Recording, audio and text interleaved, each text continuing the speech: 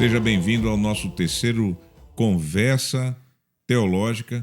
E o tema de hoje, continuando no grande tema sobre visão federal, será Visão Federal, Aliança, Eleição, Lei e Evangelho. E estamos com os dois nossos colegas aqui, o meu colega John Chase, ou Jonathan Chase, e James Whittiven. Obrigado, irmão. Sejam bem-vindos aqui e vamos continuar a trabalhar esse tema tão importante, né, e tirar os mitos, também livrar as detratações e maus entendimentos que estão envolvendo ao tema de visão federal. Eu quero jogar aqui uma pergunta bem aberta para que os nossos colegas que estão do outro lado da câmera e nossos amigos e a nossa audiência e internautas possam entender por que hoje a gente chegou nessa divisão dentro do tema geral grande de visão federal. Eleição, aliança, lei e evangelho. Qual a relevância e por que a gente começou a tratar esse ponto agora nesse terceiro encontro do Conversa Teológica? É interessante porque o que muitas vezes é alegado sobre a visão federal é que a visão federal identifica aliança e eleição. Então, trata todos os membros da aliança como eleitos. Agora, eu digo é interessante porque tem muito fake news sobre toda essa controvérsia. Palavra da moda, fake news. Porque você vê, por exemplo, vou dar um exemplo, as igrejas reformadas unidas, United Reformed Churches, dizem isso sobre visão federal. Ela identifica eleição e aliança. Tá bom. As Protestant Reformed Churches, PRC, também da América do Norte, diz justamente o contrário. Então você tem um livro, por exemplo, de David E. Engelsman, Heresy at the Root, Heresia na Raiz. Uhum. Qual é a raiz da heresia da visão federal? Uhum. É justamente o fato que a visão federal falha em identificar eleição e aliança. Uhum. Então ele trata a aliança como condicional. Então diz, essa é a raiz da heresia. E por outro lado, as United Reformed Churches dizem justamente o contrário. O problema da visão federal é que identifica e eles reconhecem a aliança é condicional, mas não deveria ser identificada. E a própria visão federal, os que são associados, justamente fazem questão de dizer nenhum nem o outro. A aliança é diferente da eleição. Nem todos os membros da aliança são eleitos. E são bem claros. Talvez o senhor pode ler depois da declaração conjunta. Ao mesmo tempo, são ligados. Há uma conexão entre aliança e eleição. Sim, exato. Agora, para nossos internautas pegarem, ligou a metralhadora e saiu atirando, né? Então, 3 confederações que condenam a caricatura ou o espantalho que fazem sobre a visão federal, elas não estão em acordo nesse ponto crucial. Na definição da coisa. Então, para que todos entendam isso, porque se esses 3 têm um ponto contrário à visão federal ou aquilo que eles descrevem como visão federal, eles deveriam estar unânimes naquele ponto fulcral, naquele ponto principal, na medula da coisa, né? Isso mostra que há um problema. Há um problema. E há essas 2 confederações, que é a PRC e URC, que chegam a conclusões completamente diferentes sobre essa questão do relacionamento entre eleição e aliança.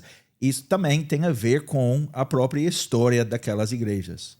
E, historicamente, as igrejas protestantes reformadas, essas igrejas tinham debates e divisões com outras igrejas quanto essa questão do relacionamento entre a aliança e a eleição. Foi um ponto central na formação e no desenvolvimento da doutrina e interpretação dos padrões reformados na parte dessas igrejas. Então você vê como são debates antigos, são bastante antigos. Então a PRC já faz mais de 70 anos que vem afirmando que que a aliança é feita só com os eleitos, que leva a implicações complicadas. Por exemplo, quando uma criança é batizada, elas vão ter que dizer assim, Nós não sabemos se aquela criança foi verdadeiramente batizada, se as promessas foram feitas àquela criança. Então, é uma consequência de fato, identificar aliança e eleição. Por outro lado, se você cria uma separação total da aliança e eleição, você enfrenta outros problemas. Por exemplo, como é que eu posso saber que sou eleito? Então, nós vemos nas Escrituras, por exemplo, Deuteronômio 7, já desde o Antigo Testamento, Deus fala para o povo de Israel como um povo eleito. Exato. Eu vos escolhi.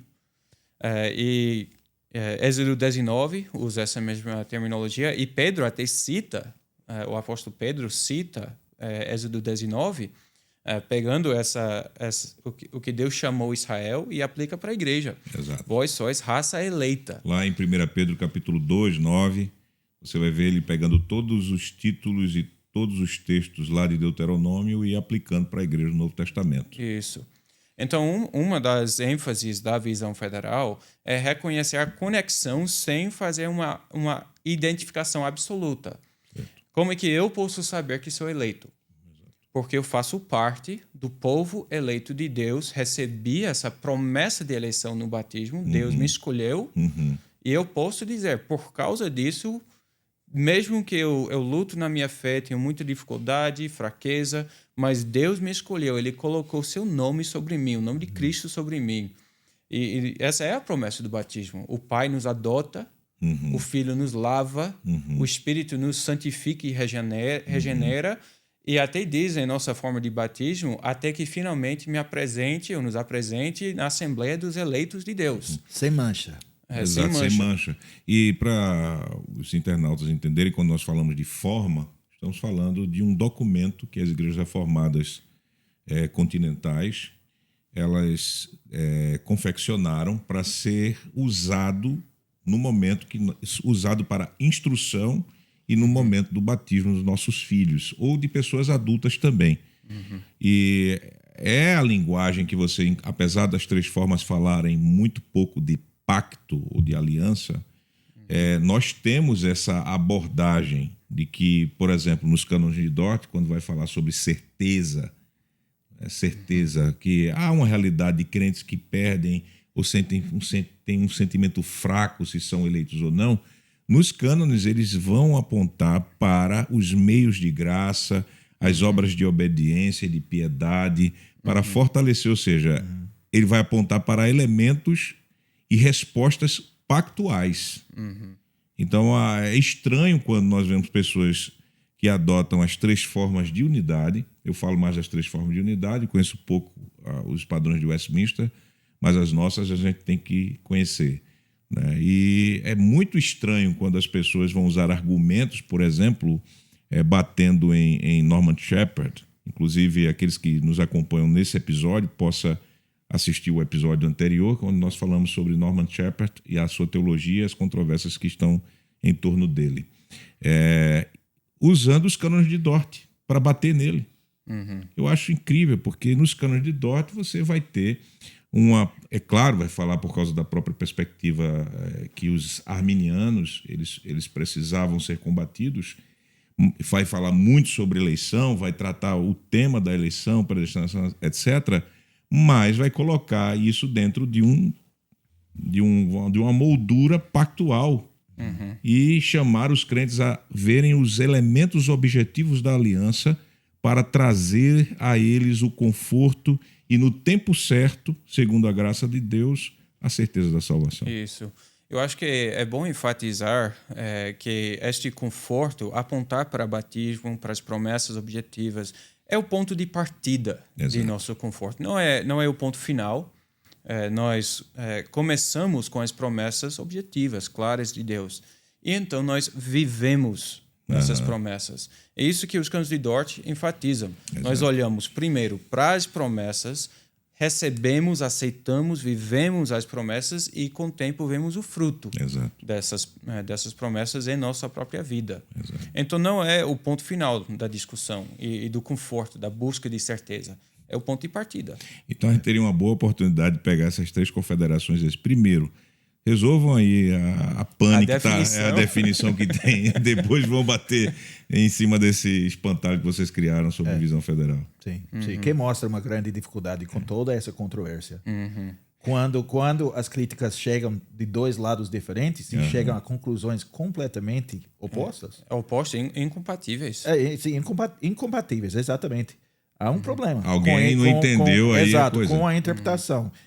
E isso mostra também que nós temos que olhar. Não há um movimento, nós temos que olhar para os ensinamentos, os indivíduos e o que eles dizem. Não essa doutrina que é atribuída a todo mundo, a esse grupo. Ao espantalho. Sim, exato. Para os nossos internautas, nós temos aqui o documento que está em português. O português está meio truncado. A gente tem que... Mas que se você tem acesso ao inglês, tem uma das declarações que é os decretos divinos. Então você tem primeiro as afirmações, depois você tem as negações. E aquilo que o pastor John ele falou sobre que eles fazem a separação entre decretos e a aliança e a linguagem da aliança, porém, eles não colocam algo antagônico no sentido de quê? De que, pelo fato de você crer na eleição soberana de Deus, você vai se eximir ou você vai abandonar a linguagem de aliança. E até quando aparecem as exortações, as admoestações, as consolações pactuais, ou até mesmo as palavras mais severas, as sanções pactuais mais severas, como, por exemplo, vocês foram cortados da aliança, o nome de vocês foram apagados do livro da vida, etc. Cair da graça. Cair da graça. Eles declaram, isso não é uma linguagem de fingir, né? Porque a gente vai entrar nisso depois. Vocês podem ver na declaração a divisão que fala, ou o ponto que fala os decretos divinos. Então você vai poder estudar e ver com sinceridade que ali, pelo menos aqueles que subscreveram esse documento, eles deixam bem claros, não é? Essa aqui é a nossa posição. Nesse ponto nós podemos até concordar. Nós concordamos, estamos fazendo essa Exato. declaração. Nós falamos sobre definições e isso também nos leva de volta ao ponto que foi feito ontem, de você deveria, em um debate, primeiro tentar resumir a opinião do outro que você vai criticar de uma forma que ele mesmo aceitaria. Então, nesse caso, nós temos essas duas denominações mencionadas, a PRC e URC, e nenhuma das duas... A PRC nunca fez uma condenação oficial, se não me engano. Só são indivíduos, David Engelsman e outros. Mas as URC já fizeram um certo denúncia. Mas nenhuma das duas descreveram a visão federal ou as opiniões dos autores associados de uma forma que esses mesmos autores aceitariam como isso é minha posição. Então, assim se faz uma injustiça, uma caricatura. Certo. Voltando para o documento também da declaração conjunta, tem alguns termos que podem assustar. Eles falam de uma eleição corporativa e uma eleição decretiva, alguma coisa assim. Então, há essa distinção. Isso assusta e talvez leva alguns a concluir que eles estão querendo subverter a eleição, o que eles chamam decretal. E isso, acho que a gente falou no primeiro podcast sobre a linguagem bíblica. Sim. Então, há linguagem bíblica e distinções escolásticas. E, às vezes, a eleição, que significa escolher, né? A eleição na Bíblia, de fato, descreve a escolha de Deus de um povo, o povo de Israel, a igreja como povo escolhido, que é chamado pelos escolásticos de uma eleição corporativa. E não é uma distinção inválida, é legítima. O próprio Calvino usa essa distinção, ele fala da eleição, acho que ele chama geral, que não é eficaz para a salvação necessariamente, porque há indivíduos dentro do povo eleito, certo, que individualmente não são eleitos. Exato. Como Paulo diz, nem todo Israel é Israel. Berkhoff faz essa mesma distinção, Bavinck faz a mesma distinção. Não é novidade da visão federal. Então, alguns se assustam com isso, mas é a realidade do que nós encontramos na Bíblia. Nós temos um povo eleito, mas nem todos os membros do povo eleito são individualmente eleitos. É aquilo que Paulo, por exemplo, que você está trazendo para nós, sobre esse imperativo uso da linguagem bíblica e definir o que quer dizer essa eleição corporativa ou geral, o que Paulo faz no capítulo 9 de Romanos, onde ele vai explicar o porquê parte de Israel não aceitou Cristo, e ele vai dizer claramente, a eles pertencem as alianças. Então, na visão bíblica que Paulo expõe, você vai ver que a aliança de Deus é com o povo. E dentro desse povo, claro, haveria pessoas que não são verdadeiramente da promessa, o eleito, no caso, que ele vai usar como promessa. Eleito no sentido decretal. Decretal ou decretivo. Decretivo. Né? Vamos ver onde é que a gente está acertando ou errado nesse adjetivo. Né? Aí, John, eu não quero interromper, mas já interrompendo você, seu raciocínio, você pode me cortar também quando... Pastor, peraí, pastor, não fala agora não. Adriano, fala agora não. Mas esse ponto aqui é bom a gente ir nos documentos também, porque os internautas, possivelmente, ao nos ouvir, não estão tendo os documentos em suas frentes, né? E agora eu quero chamar uma das teses de Shepard, né? Porque a gente viu lá as declarações daqueles pastores da PCA e da CREC, e outro, acho que só um, é o Jordan, que é independente, etc. Mas aqueles que assinaram, eles são posteriores à tese de Shepard. Essa tese é, salvo engano, 78, quando ele apresentou. Sim, 74, não sei. Ou seja, foi faz tempo. No final dos anos 70. No 78, dos então anos 78. 80, sim. A tese 32 é assim, para deixar bem claro a visão de Shepard sobre eleição e essa conexão no assunto. A eleição de Deus permanece firme para que os pecadores que estão unidos a Cristo, justificados e salvos, nunca possam entrar em condenação. Mas dentro da esfera da vida da aliança, veja os termos que ele é muito cuidadoso. Dentro da esfera da vida da aliança, a eleição não cancela a responsabilidade do crente de perseverar em fé penitente e obediente, ou seja, submissa, né? Pois somente aqueles que perseverarem até o fim serão salvos. E aí ele cita Mateus 24, 13. Aquele, porém, que perseverar até o fim será salvo, citando o texto. Marcos 13, 13. Sereis odiados de todos por causa do meu nome. Aquele, porém, que perseverar até o fim será salvo. Então ele vai puxando. Primeiro, ele reconhece que há uma eleição, ele reconhece que não há essa condição de um eleito ele perder a eleição. Acho que a gente está dentro desse tema de eleição, né? Ou seja, a visão federal, se a gente vai anexar, até mesmo usando como Alain René no livro dele colocou, que Shepard praticamente é o pai da visão federal, né? Que não é, a gente sabe que não é, a gente sabe muito bem que poderíamos, se usarmos os... Visão federal tem avós também. Entendeu? Então, os avós, os tataravós, bisavós, tataravós. Exato. Mas o que acontece de fato, não existe dentro dos documentos, tanto de Shepard, quanto na declaração daqueles que ali subscreveram a declaração de fé, né? Podemos dizer assim, qualquer ideia de uma eleição temporária. Não existe. No sentido das confissões reformadas. No sentido das confissões reformadas. Agora, nós temos que falar sobre, então, um dos avós da visão federal, assim chamada, é Benny Holverda, um teólogo holandês. E ele escreveu sobre essas coisas nos anos 30, 40, falando sobre eleição, o uso da linguagem da eleição na Bíblia. Ele escreveu uma série de artigos sobre isso. Ele fez uma distinção entre a eleição e a predestinação.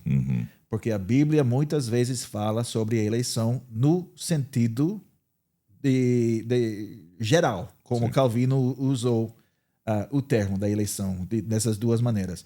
Então, a eleição eterna, que é uma parte dos decretos eternos de Deus, e a eleição geral, que o pastor John já falou sobre isso, e o Howard, ele fez esse estudo bem detalhado sobre isso, dizendo, agora, nós temos, e ele enfatizou isso na série de artigos, que nós temos que ter cuidado com o nosso uso de linguagem e como nós usamos a linguagem para não chegar a conclusões erradas sobre as posições das outras pessoas. Porque eles falam sobre a eleição, né, sobre os decretos divinos, os membros da aliança que não são eleitos no sentido decretivo, desfrutam das operações comuns do Espírito em graus variados, mas não da mesma forma que aqueles que são eleitos. Né? Há uma conexão. Isso. Como nós já ouvimos, uma conexão entre a aliança e a eleição, mas não são iguais. E esse ponto se torna muito importante, e eu queria enfatizar esse ponto, porque por que falar sobre essas coisas? Por que é tão importante? É uma discussão teológica, é uma coisa do seminário, mas na rua, na casa, nos bancos da igreja, se torna um ponto muito, muito, muito importante. Exato. Esses ministros, você mencionou Benny Howard, e também o colega dele, Klaas Kilder, eram ministros que passaram por uma ruptura nas igrejas reformadas holandesas, que foi muito triste, e talvez até um futuro episódio a gente poderia falar sobre esse assunto. Uma controvérsia que começou já por causa dos ensinamentos de Abraham Kuyper. Então, Abraham Kuyper também ensinou que a aliança é feita só com os eleitos. Então, quem não é eleito, mesmo sendo batizado, não recebeu o verdadeiro batismo. E Abraham Kuyper era muito sistemático. Um cara que... científico. Ele usa esse termo da ciência da teologia.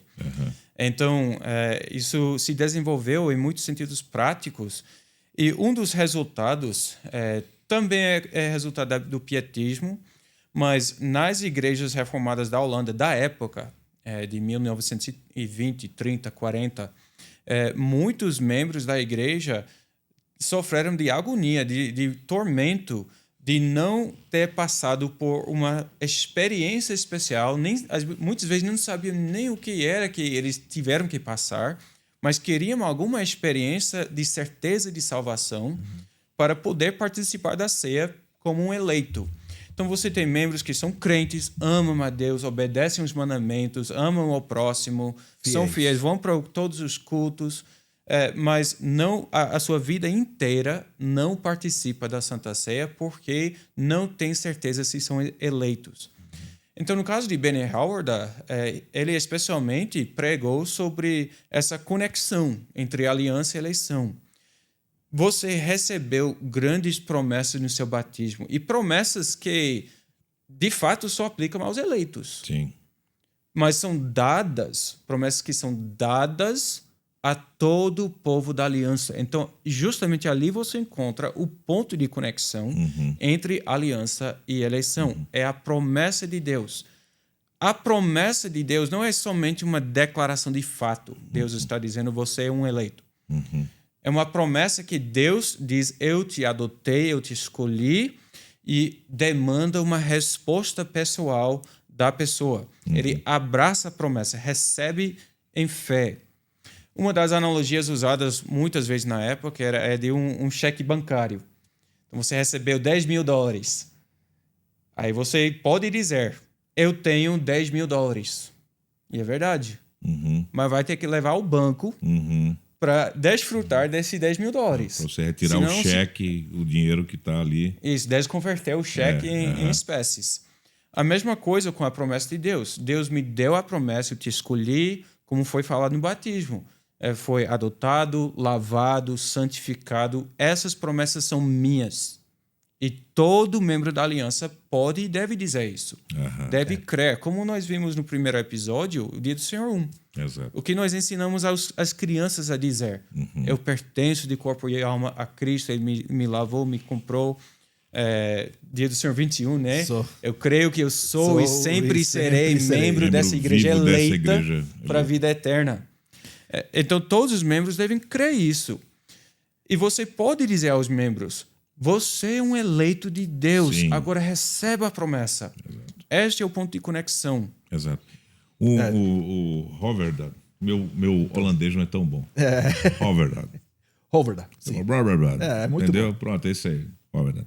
Você citou uma frase dele no finalzinho, você leu aí no livro, quer dizer, no artigo, você citou algo assim, os membros da aliança que não são eleitos, no sentido decretal, desfrutam... Isso não foi uma citação de Hoverdad, isso foi uma citação da declaração... Da própria declaração. Da visão federal. Ok, tá certo. Porque aí eu ia dizer, puxa, eu não lembro dessa parte, eu li alguns artigos dele. Sim. Você sabe, trabalhou na tradução do material.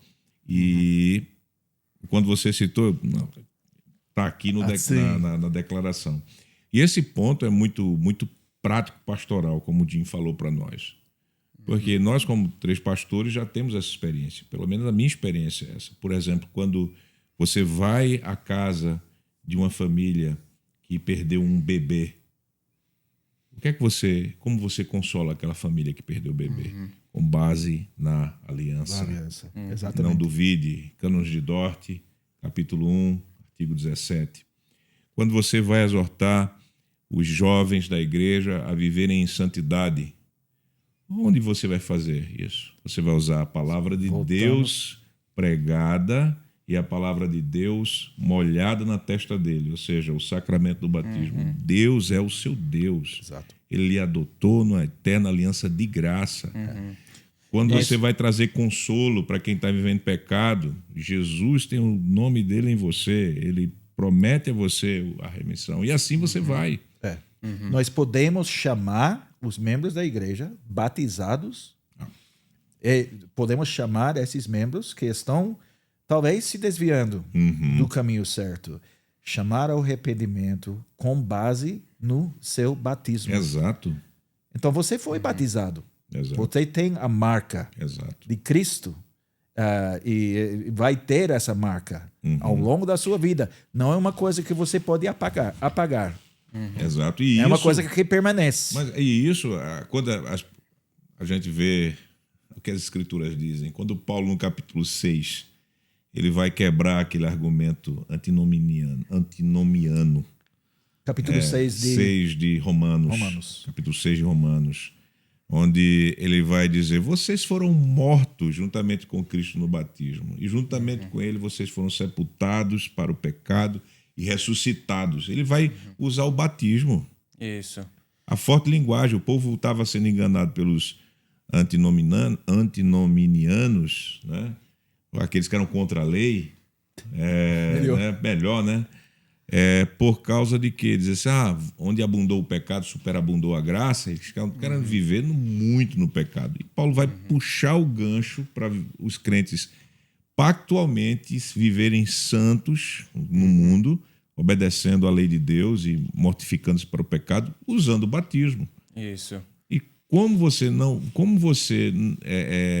fará esse mesmo uso se você não entender essa conexão pactual, que é a importância da realidade de você ter uma abordagem pastoral, evangelística, eclesiológica, vindo da doutrina da aliança para animar, repreender, exortar, instruir, sei lá o que seja, a membresia da igreja. Né? Exatamente. E olhando para Romanos capítulo 6, e o tipo de linguagem que Paulo usa,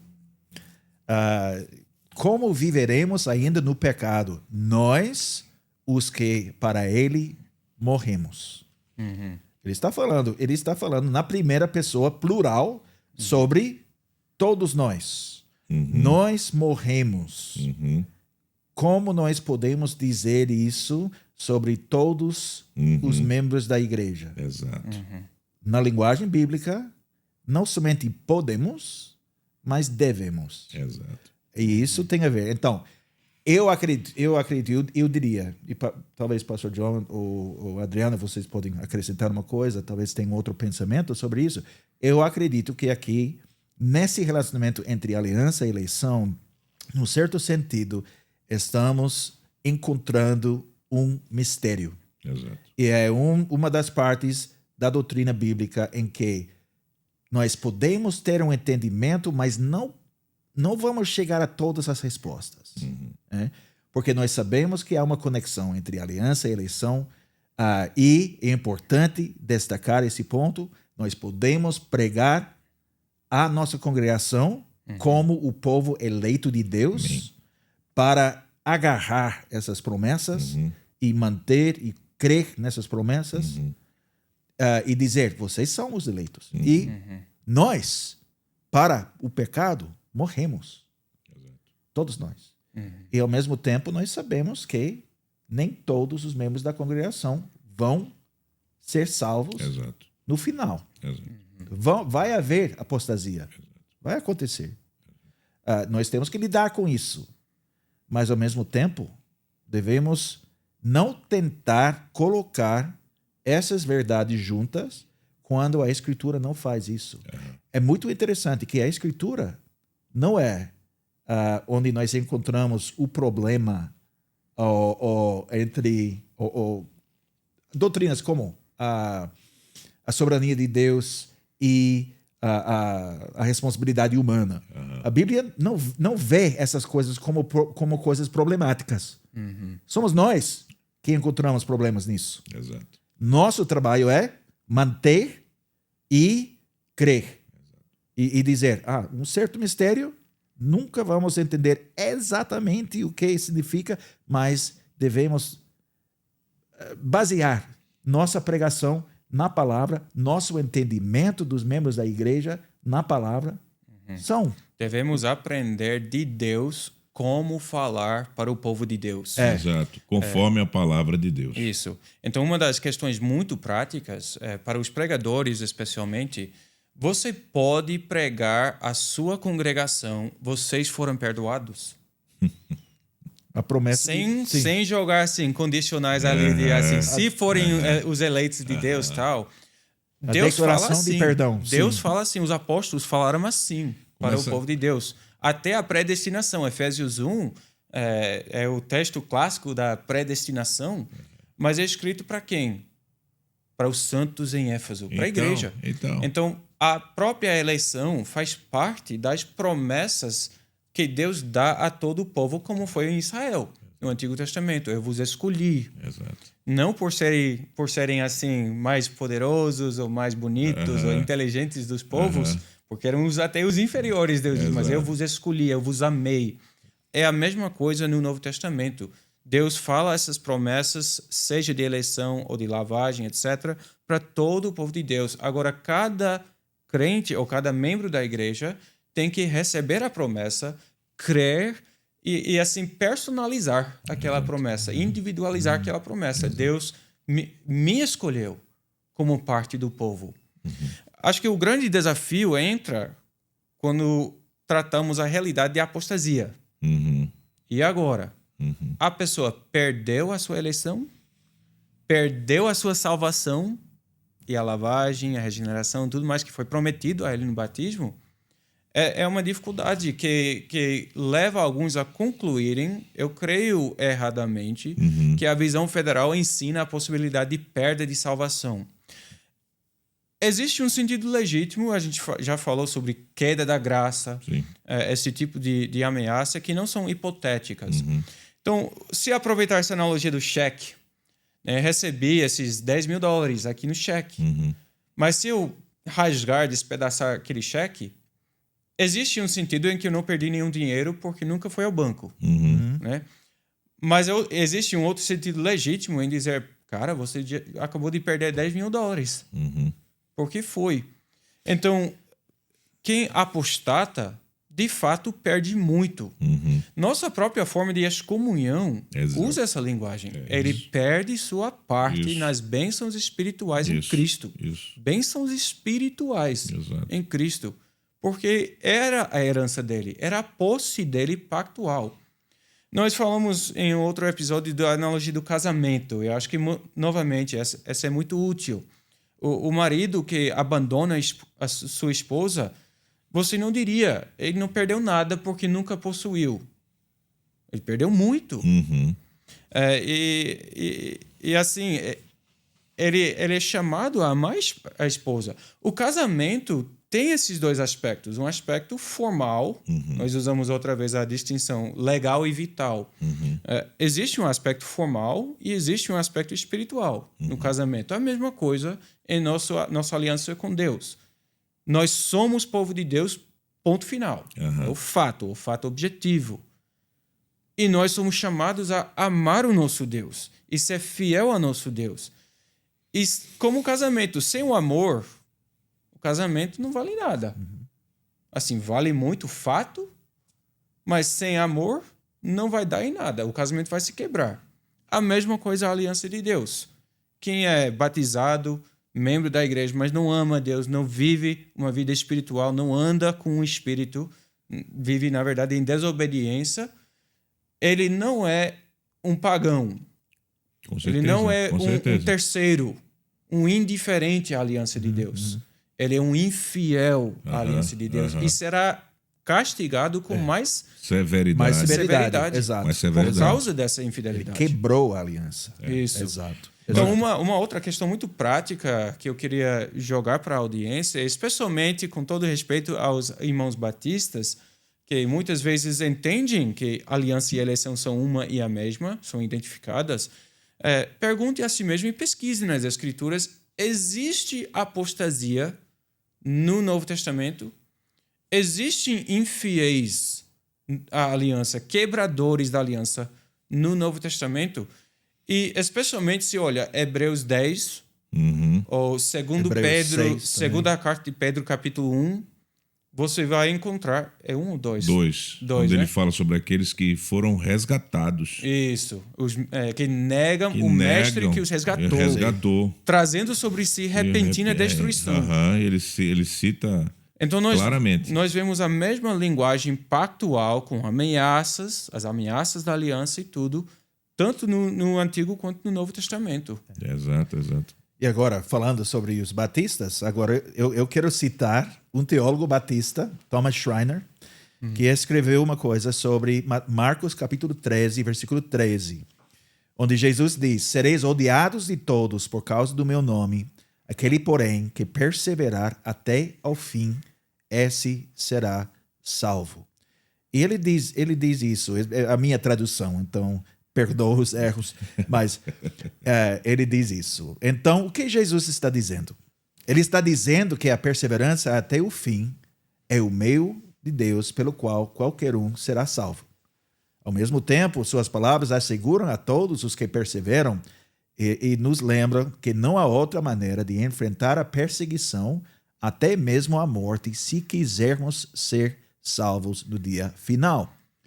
E ele acrescenta, é realmente simples assim. Mas ele lida com algumas dessas perguntas. Mas você pergunta, e se eu não perseverar até o fim? A resposta do contexto é simplesmente que você não será salvo se não perseverar até o fim. E, novamente, você pode perguntar, então você está me dizendo que as palavras de Jesus significam que é possível que eu perca a minha salvação? Não. Schreiner diz, essa é uma conclusão injustificada a ser tirada do texto ou da nossa explicação do texto. Então, pode haver mal-entendido sobre a resposta ou a interpretação, mas temos que ser honestos com os textos. O texto. As palavras de Jesus, ele diz, não dizem nada sobre a possibilidade de perder a salvação. Essa não é a função de sua promessa condicional e condições, hein? Em vez disso, suas palavras funcionam para garantir que você será salvo se perseverar. Você deve perseverar se você quer ser salvo. E essa última pergunta. Você pergunta mais uma vez. Então, você está dizendo que se eu não perseverar até o fim, isso provará que eu nunca fui verdadeiramente salvo no início? Embora a resposta teológica seja sim, ela inverte as palavras de Jesus. Aqui Jesus não nos dá um teste de perseverança pelo qual possamos saber se somos salvos ou não. Observe sua orientação. Ele é prospectivo, falando sobre o futuro, não retrospectivo. Eu acho que essa explicação é boa até aqui, porque ele lida com essas questões. Então, você está dizendo que nunca era salvo? Se eu perder, se eu apostato? Então, sim, mas não é o que ele está dizendo aqui. Porque muitas vezes o que acontece, nessa discussão da eleição e aliança, nós tentamos entrar nos decretos secretos eternos de Deus, em vez de trabalhar com a realidade que nós vemos em nossa frente. Como Deus opera a eleição da eternidade? Ele opera a eleição na esfera da aliança. Então, o que nós experimentamos aqui? Nós não podemos entrar nos decretos eternos de Deus, mas nós sabemos claramente como funciona a aliança. Exato. É a revelação de Deus, que ele revelou isso. Ou seja, é aquilo que Moisés ele falou ao povo. Aquilo que é encoberto é para Deus. Deuteronômio 29. Deuteronômio 29, 9. Mas aquilo que é revelado é para vocês e vossos filhos, e assim vocês viverem. Então, o problema, e aí é aquilo que os proponentes daquilo que foi chamado divisão federal, Shepard, e outros teólogos anteriores, antigos, que adentram, né, na história da fé reformada, eles sempre nos exortam. Olhe as exortações, olhe a revelação a partir do pacto. Aquilo que há, em termos da aliança, vá com cuidado. Está lá, não são inimigos. Essa ideia do mistério foi muito bacana que você trouxe, né? Você tem um mistério aí. Aquele ponto ali, você não vai conseguir racionalmente decifrar todos os detalhes, como a gente faz com a doutrina da Trindade. Exatamente. O Calvin, assim, as duas naturezas de Cristo. A soberania de Deus e a responsabilidade soberania humana. de Deus. Você anda à luz da lanterna da palavra de Deus. Você vai ali decretar. Por exemplo, uma confusão muito grande quando você não aborda as Escrituras a partir da perspectiva da aliança, de aliança para eleição, é quando Jesus ele nos ensina sobre os passos da disciplina, lá em Mateus capítulo 18, e ele literalmente vai dizer: o que for ligado na terra terá sido ligado nos céus, aquilo que for desligado na terra terá sido desligado nos céus, onde estiverem 2 ou 3 em meu nome, ali eu também estarei. Como é que fica a situação? O eleito ele perde a salvação, a pessoa vai abordar a partir da eleição e não a partir daquilo que o pacto diz. Eu vou cortar você. Não brinque com o pecado. Aí nesse ponto, eu acho que há uma preocupação legítima que alguns detratores da visão federal têm, não que seja justamente atribuído aos autores da visão federal, mas há uma preocupação que se pega apenas um lado, porque eles estão restaurando o lado da aliança, essa objetividade, e ainda falando em termos de uma eleição corporativa, que a Bíblia mesmo fala. Agora, o risco é se você enfatiza somente isso e começa a esquecer do outro lado, da eleição individual ou decretal, porque a Bíblia também reconhece isso. Sim. Nem todo Israel é Israel. Exato. Ou como a carta de João diz, eles saíram de nós porque não eram dos nossos. Então, é como aquele casamento. É um sentido legítimo que você pode dizer, ele nunca foi um marido. Um marido, de fato, marido infiel, nunca amou a esposa. A esposa poderia dizer, ele nunca foi um marido para mim. É legítimo, é verdade. Ao mesmo tempo, ele foi um marido. Né? Nem todo Israel é Israel. Sim. Nem todo marido é um marido. Nem todo pai é realmente um pai. A Bíblia fala dessa forma. Então, não podemos... E há um risco em alguém que talvez pega a bandeira da visão federal. Esse gente é muito legal. Vou andar nessa tropa. e enfatiza somente a eleição corporativa e termina dizendo sim, você perde sua eleição, você perde sua salvação, porque ele esquece o outro lado. De fato, aqueles que Deus regenera, que Deus predestinou, Deus regenera, Deus dá fé, Deus justifica e Deus vai dar a perseverança e aquelas pessoas vão perseverar até o fim. Até o final. Então a Bíblia ensina isso, que os canos de Dort reconhecem. Mas os nossos internautas e telespectadores, eles se atêm ao texto daquilo que é escrito na declaração, reenfatizando as pessoas que subscrevem ali. Porque tem gente aí com que pega e vão pegar certos pontos, como você está observando aí, sobre a objetividade da aliança e vão fazer a reação contrária daqueles que negam a objetividade da aliança e vão ficar somente na questão da eleição.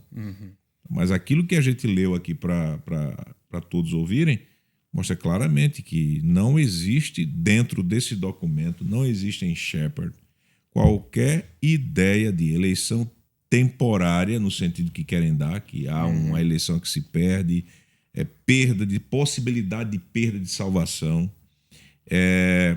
E assim, eu acho que a gente trabalhou bem esse ponto objetivo. Falamos da eleição geral. Sim. E mostramos que há uma eleição geral, sim, os termos que vão ser usados.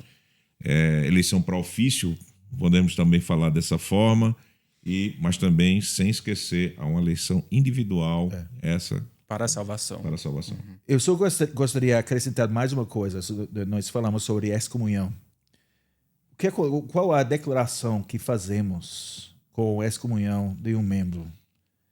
Nós temos que pensar nisso. O que acontece quando esse ex-membro se arrepende e volta para a igreja? Ele se tornou não eleito e depois ele voltou a se tornar eleito? É arminianismo de outra forma. Ele perdeu a salvação, ele ganhou a salvação de novo? Não estamos dizendo isso, mas na nossa visão, o que nós vemos da evidência, ele apostatou. Exato. Então, ele agora, a declaração ele é fora. Exato. Ele está fora. Exato. E ele volta, graças a Deus, agora nós reconhecemos ele como um dos eleitos de Deus. Exato. Porque a nossa visão não é que o decreto eterno de Deus está mudando, ou Deus está mudando a mente, ele está deixando, ele está resgatando e fazendo todas essas coisas. Não é assim. Mas nós estamos trabalhando com nossa perspectiva. Exato. Essa perspectiva factual. O sol nasce, a gente diz isso. Nosso ponto de vista, o sol nasceu. Sim, exato. Mas não está nascendo, então a gente vai trabalhar com aquilo que as escrituras dizem. Eu gosto muito de uma repreensão que eu recebi de um professor, uma vez, de teologia, eu dizendo assim, essa visão é muito equilibrada. Era um ponto que tinha uma visão clara das escrituras. Não era equilibrada, ela é bíblica. Então, existem certos pontos que a gente tem coisas cinzas, né? Mas ele quis enfatizar isso. Calma, você tem que dizer é bíblica. Então, essa que eu quero falar, ou seja, você abordar respeitando o texto, como o texto que você leu lá de Marcos, e a interpretação, boa interpretação até aquele ponto que foi lido por você. Nós abordarmos, por exemplo, os textos sobre os sacramentos, apresentando os sacramentos como sendo uma firme âncora para exortar a igreja, etc., dentro de uma linguagem pactual. Respeitar os textos, vamos dizer, teve gente, talvez a gente vai abordar mais alguma coisa sobre isso mais à frente, talvez. Existem pessoas dentro da aliança, todo o povo de Deus é chamado, que provaram os dons celestiais, provaram do Espírito Santo, são chamados resgatados, mas que apostatam. Então você tem que usar a linguagem bíblica para isso. Então veja. E isso tudo tem a ver com o fato de que a nova aliança tem condições. E a nova aliança não é feita somente com os eleitos. Os eleitos. Não inclui somente os eleitos. Exato. Isso é importante. Exatamente. Uma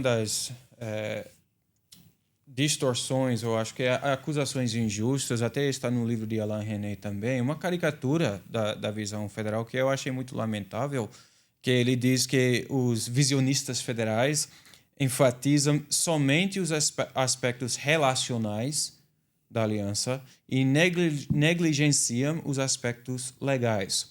Então, tipo esse negócio do casamento, né? Eles enfatizam um lado e desenfatizam o outro. E ele traz uns textos provas.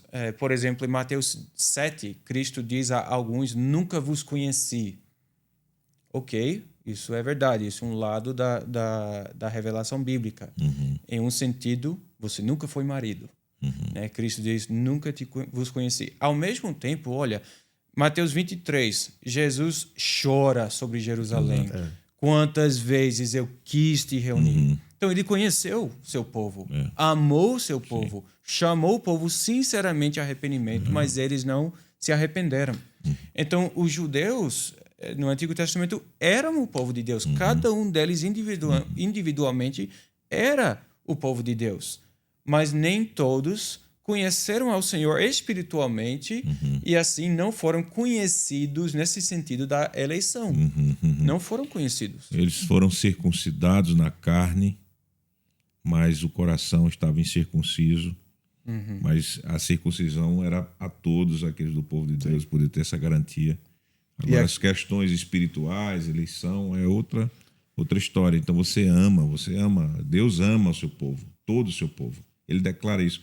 É importante, eu estava pensando no que estava sendo falado sobre essas pessoas que elas ficam com receio de falar Deus te ama, a congregação, por exemplo. E veja as primeiras palavras na nossa liturgia. Amada congregação do nosso Senhor Jesus Cristo. Sim. Como nós começamos a pregação. Então, amada congregação. Amada congregação. Deus está falando verdadeiramente aquilo ali.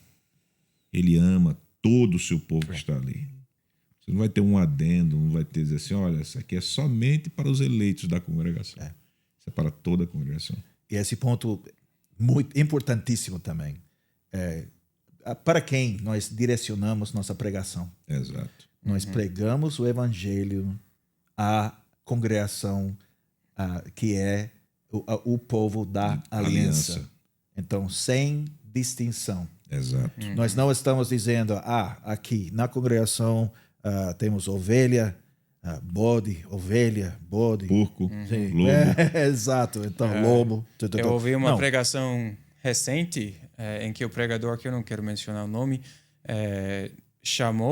falou na sua pregação, era sobre o dia do Senhor 21 do Catecismo, e ele pergunta ao povo, à congregação, falando a eles individualmente, você tem que olhar para a sua vida, sua fé, para ver se você é mesmo membro da igreja.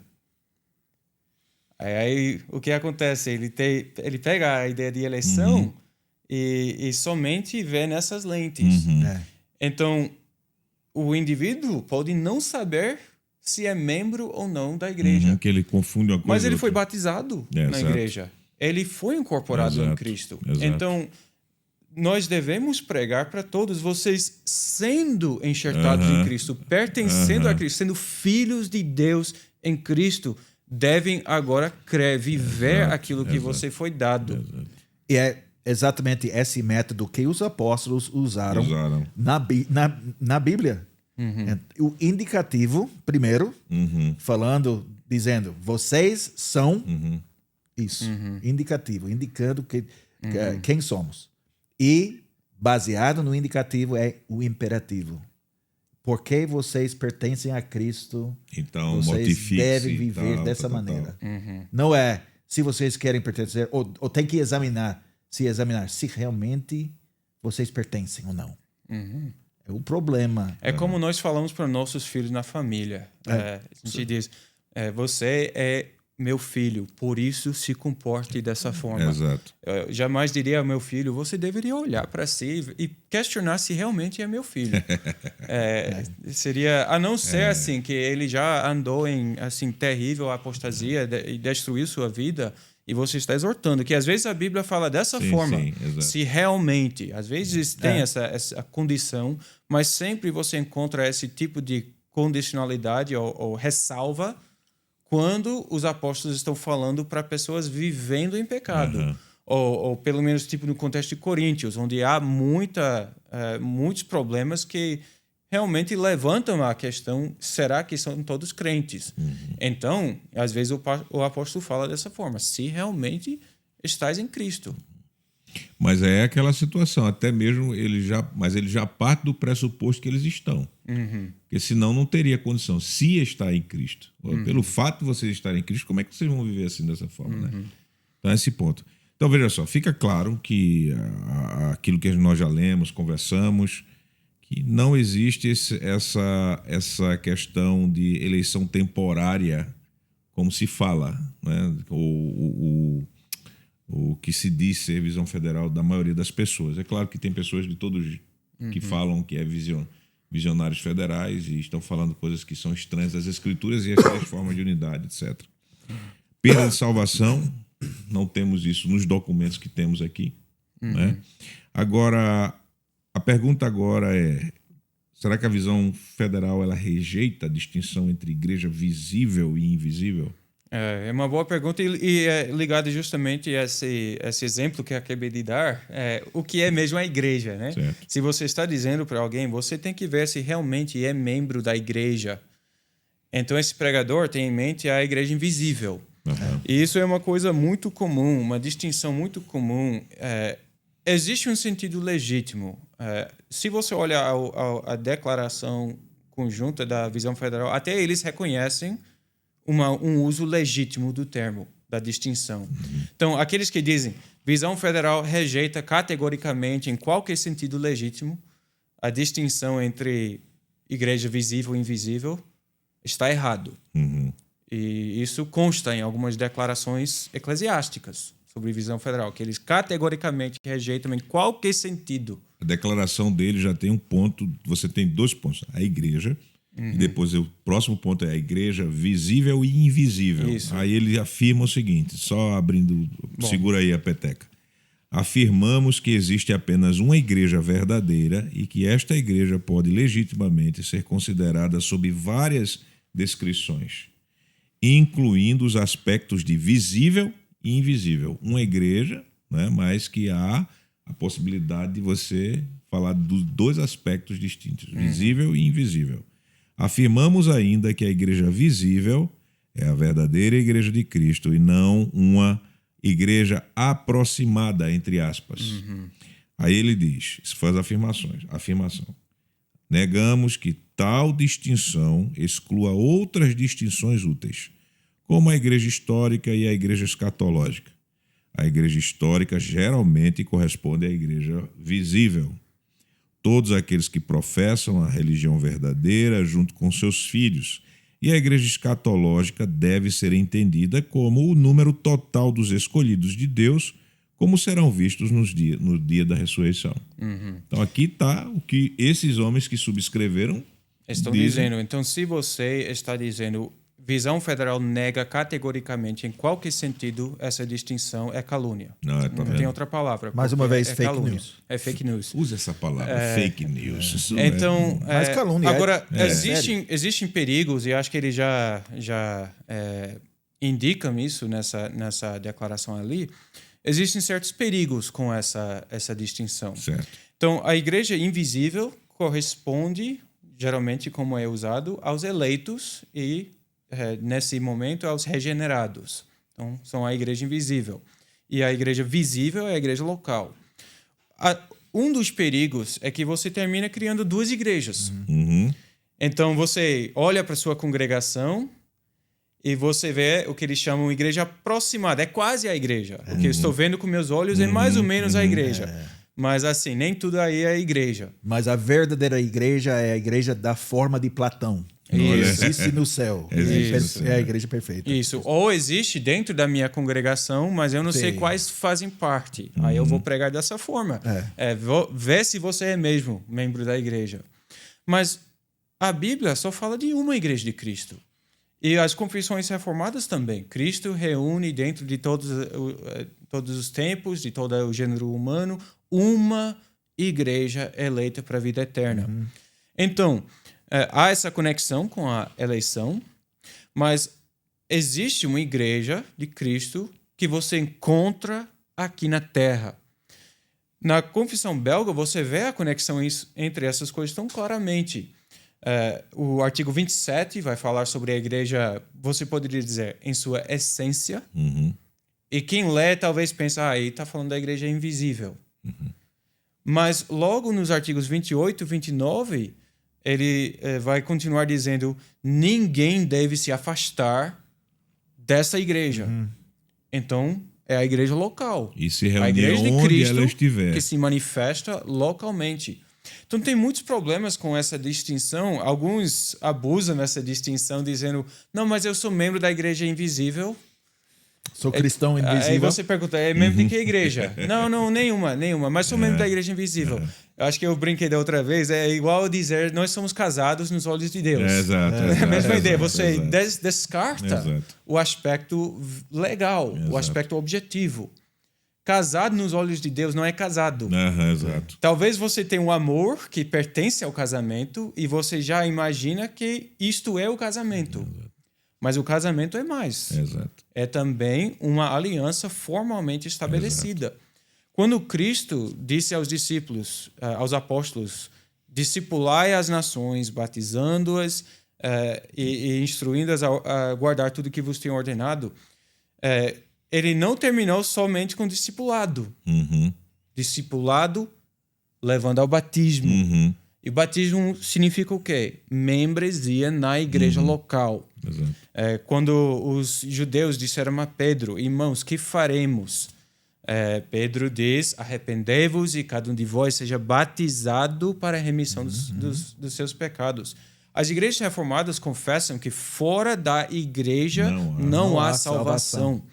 Então, Cristo quer que todas as bênçãos de salvação sejam comunicadas através da igreja, que você não desfrute de nenhuma bênção espiritual a parte do seu corpo local. Exato. Não há como você ter união com a cabeça se você não faz parte do corpo. Isso. Não tem como.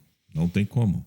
Então, mais ainda sobre fica claro que, pelo que a gente está lendo aqui, não há uma rejeição entre igreja visível e invisível. Eu acho que a ênfase que aqueles que subscrevem dizem assim, olha, tome cuidado com essa ideia de dividir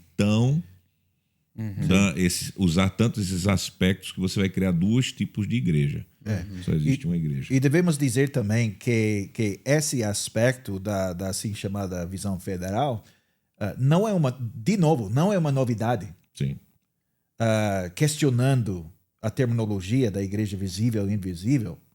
Na verdade, eu cresci numa igreja reformada, fui catequizado como criança, começando a idade de 12 anos. Eu me lembro nas aulas de catequese, o pastor dizendo, eu não entendi nada disso, mas eu nunca vou esquecer isso. Ele diz, não existe tal coisa como a igreja invisível. Eu disse, como jovem de 12 anos, adolescente, eu disse, rapaz, quem disse que tal coisa como a igreja invisível? Mas então, não é uma novidade. Na nossa herança, foi uma ideia comum. Seu pastor nem sabia que era visionista federal. Exato. Isso foi 1983. Então, Não, ele tinha chance de ser aluno de Shepard. Pode ser. Mas Shepard nem...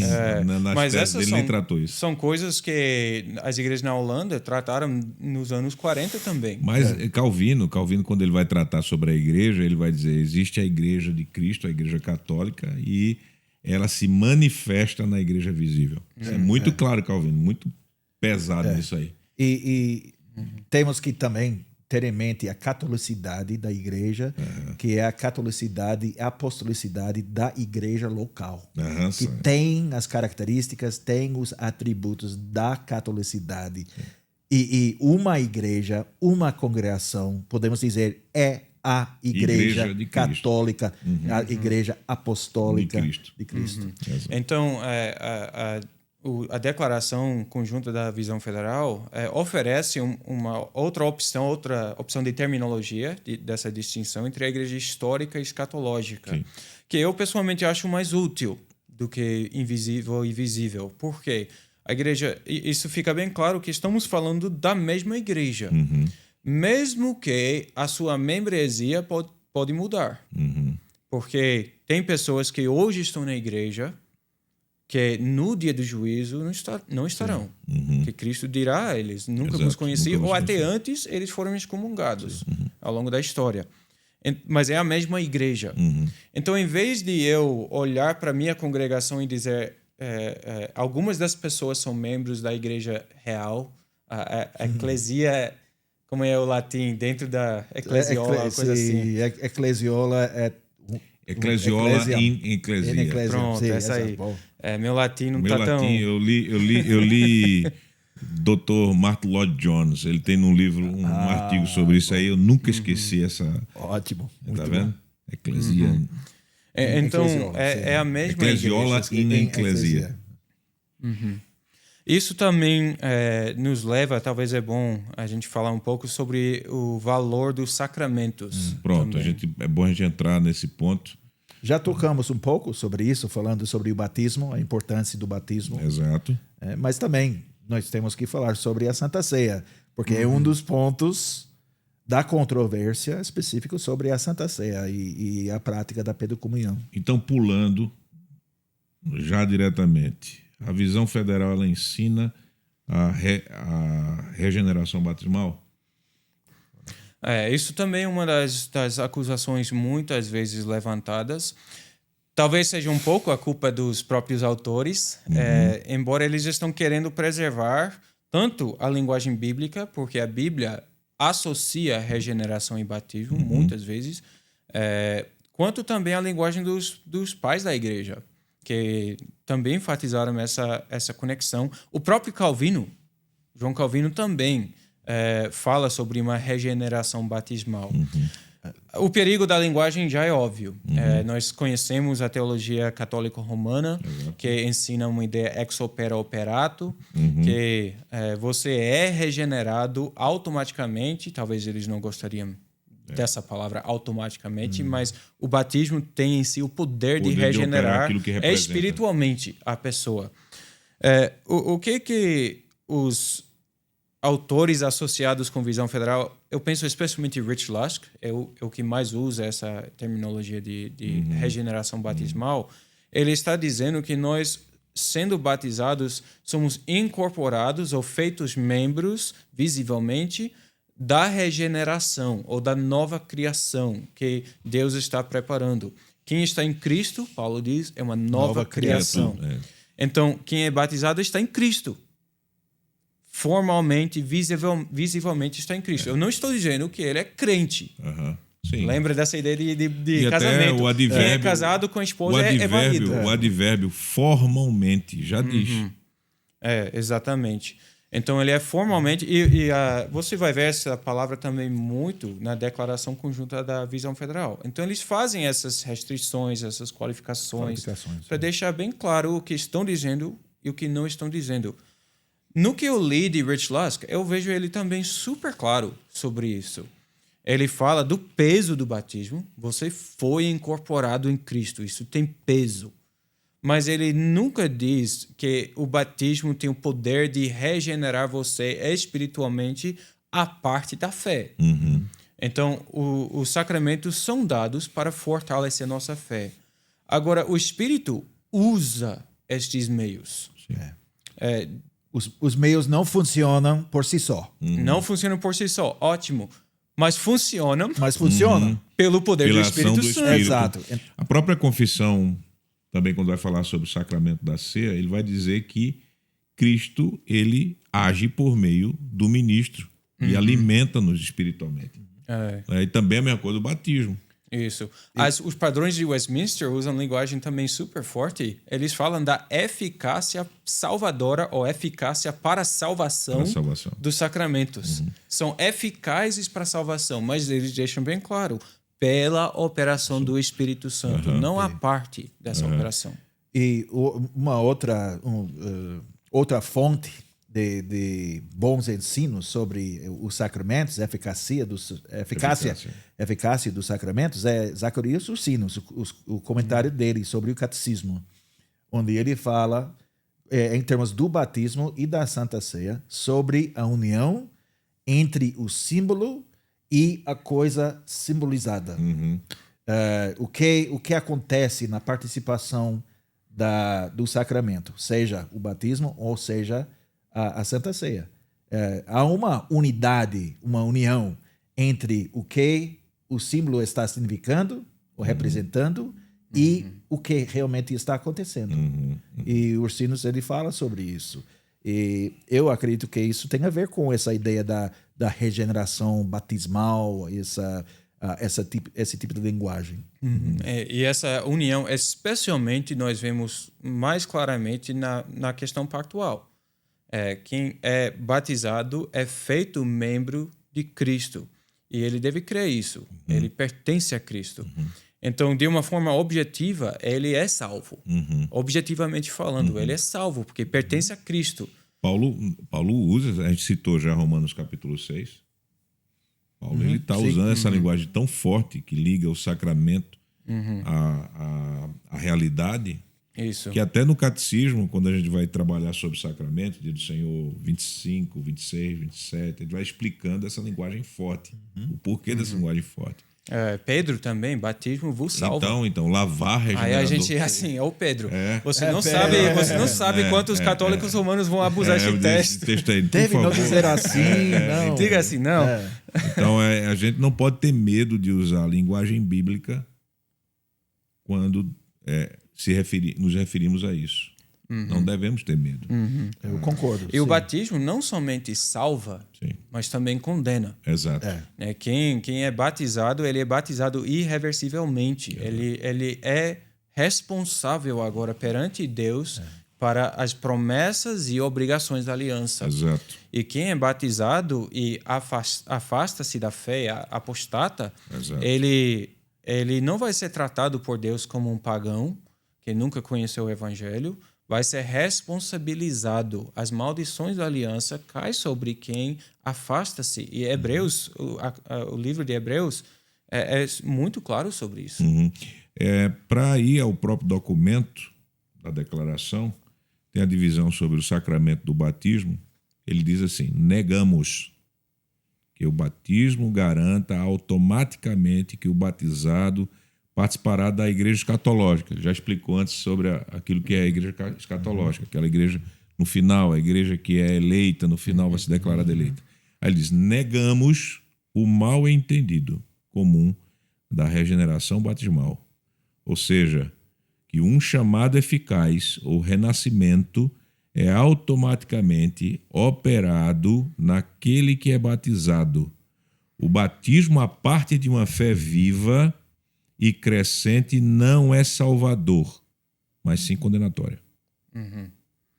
Agora, para jogar do outro lado, o batismo, deixa eu fazer de forma de pergunta. Você deve crer no que o batismo promete? Com certeza você deve crer. Não é claro? É claro. Então, se eu chamo os membros, creia no que Deus prometeu no seu batismo, eu estou ensinando uma salvação automática por meio do batismo? Não, de modo nenhum. Não estou. Ele até fala aqui. Mas Cristo deu os sacramentos para serem acreditados, Por exemplo, não para ser duvidado. Exato. Aquele que crê e for batizado, talvez será salvo. Não está escrito. Mas e muito do evangelicalismo de hoje, e já por mais de 100 anos, tem enfatizado a questão de duvide seu batismo. Então, Entendo a preocupação que Cristo também fala. Não diga que só por ser filho de Abraão que é salvo, né? Mas ele está Deus dizendo pode isso, criar filhos de Abraão dessas pedras. Mas interessante que ele está dizendo isso àqueles que não estão vivendo a fé de Abraão. É exato, sim. Né? Isso. Mas ele vai dizer: a tua fé te salvou. Ele vai chamar: eu vim para as ovelhas de Israel, as ovelhas do Senhor. Então, até nesse ponto que vocês levantaram, quando Jesus ele vai combater usando essa palavra, é para mostrar a incongruência. Sim. No que eles Então, do que eles são, ou seja, do que eles provaram pactualmente, circuncidados, raça eleita, que é um termo que a gente pode usar, que já foi dada a Israel. E ele está dizendo: olha, não é isso não, vocês estão enganados, vocês não são coerentes aquilo ali, sejam coerentes. Né? Exatamente. Sobre esse ponto aqui, diz assim, ainda sobre sacramento e batismo, ele diz: mas negamos que confiar na promessa de Deus por meio do batismo eleva o batismo a uma obra humana. Deus dá o batismo com garantia de sua graça para nós pessoalmente, pois nossos nomes são falados quando somos batizados. Porque isso é a preocupação de alguns. Se você me diz, pastor, que eu sou salvo por causa do meu batismo, isso não eleva o batismo para uma obra humana? Eles falam, mas Cristo deu o batismo e com o batismo deu a promessa de salvação. Então você deve crer. Você foi batizado em Cristo, você deve crer que é salvo. Agora, claro, se sua vida é incoerente com o seu batismo, então você é um hipócrita. Exato. E como Cristo diz, Deus pode suscitar filhos de Abraão das pedras. Exato. Então não bota sua confiança no mero batismo. Exato. Nós podemos confiar. É isso que a Bíblia nos ensina nos sinais e selos da aliança. Quando aquela multidão com o coração compungido ouviu a primeira pregação após o derramamento do Espírito Santo, o que é que nós devemos fazer para ser salvos? Arrependei-vos e cada um de vós sejam batizados em nome de Jesus e recebereis a promessa de redenção de pecados, remissão de pecados e o dom do Espírito Santo. Essa promessa é para vós, para vossos filhos e para tantos quantos o Senhor Deus chamar. Então, Pedro foi muito explícito. Creia na promessa. Creia na promessa. E assim, siga feliz até o céu. Pensando sobre o tempo, talvez deveríamos pular para a segunda parte, que falamos bastante sobre a eleição e aliança, mas um outro grande aspecto do debate tem a ver com a lei e o evangelho. Ok, a gente tem aqui, eu comecei a anotar, pegando alguns tempos a mais, o tempo está aqui em 1 hora e 11 minutos, mas eu acho que tem mais aí, né, produção? Andrei? Tá, tem um tempinho ainda aí. Pronto. Menor até, eu tô falando. Um tempinho menor, não é não, Andrei? Tá. Ótimo. Então, é uma das coisas alegadas que a visão federal apaga o contraste entre lei e evangelho. Talvez é bom começar já com a declaração conjunta para ouvir da boca do cavalo. Não sei se vocês têm essa expressão. Em inglês a gente fala da boca do cavalo, não tem sentido nenhum. Você quer que eu leia toda? É grande? É mais ou menos significativa.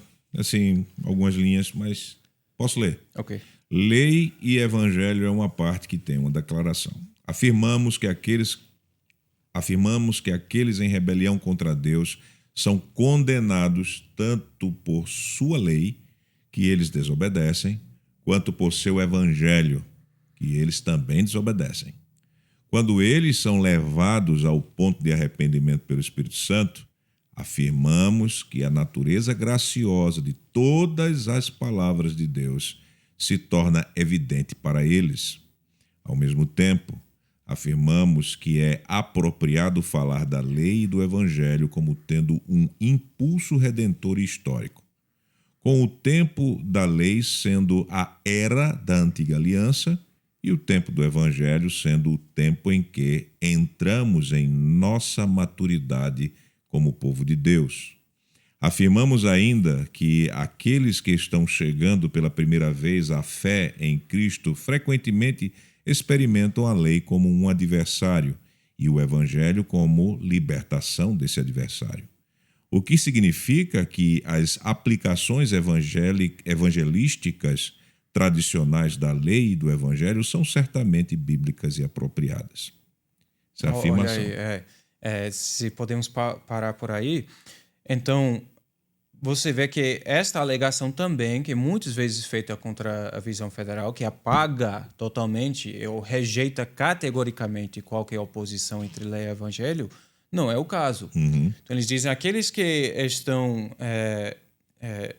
os desconvertidos muitas vezes experimentam a lei como adversário. Nós falamos do uso pedagógico da lei. A lei condena e nos leva a Cristo. E essa é a experiência de todos nós, em um sentido, e especialmente dos que estão se convertendo. Se sentem julgados, condenados pela lei. Catecismo, a primeira parte do Catecismo de Heidelberg. O próprio catecismo é construído dessa maneira. Então, eles descobrem a graça, as boas novas do Evangelho como uma libertação da lei. Então, nesse sentido, há uma legítima oposição.